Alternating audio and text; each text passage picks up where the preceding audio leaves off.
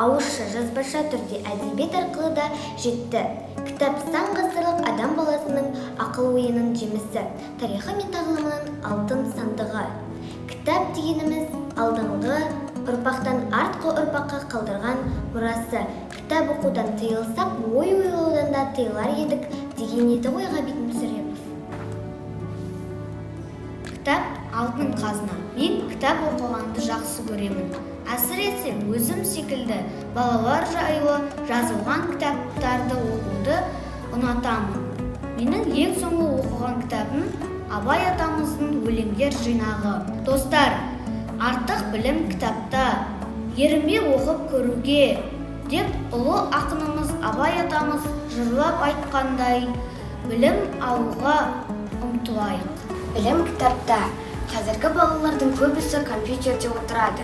Сондықтан болашақта кітап оқығандар компьютерде отырғандарды басқарады. Мен мектеп кітапханасынан көптеген кітаптар алып оқимын. Мен кітап оқығанды өте қатты жақсы көремін. Кітап алтын сандық, іші толған қазына құт. Оқы, ойыңа тұт. Кітап ақылына ақы сұрамайтын ең құнды қазына. Кітаптың алатын орны бөлек. Кітап кемелденуге көмектеседі. Қаншама технологиялар шығып жатыр, бірақ бұлардың бәрі кітапты алмастыра алмасы анық. Оқыған адамның күні қашан да жарық. Біз бүгін сіздерге кітап оқудың 7 пайдасы жөнінде айтып берейік. Түртіп алыңыз. Бірінші пайдасы. Кітап оқы. Қоршаған ортада, дүниеде және өзіңді тануға көмектеседі. Екінші пайдасы. Кітап оқу жады және ойлауды дамытады. Яғни көп оқыған адам жады мықты, тез ойлайды, тез қорыта алады. Үшінші пайдасы. Кітап оқу талдауға, сараптауға, өзіндік жүйелі пікір қалыптастыруға үйретеді. Төртінші пайдасы. Кітап оқу жетістіктерге жеткізеді. Бесінші пайдасы. Кітап оқу адамдармен дұрыс қарым-қатынас жасауға үйретіп, әдемі сөйлеуге дағдыларды қалыптастырады. Алтыншы пайдасы.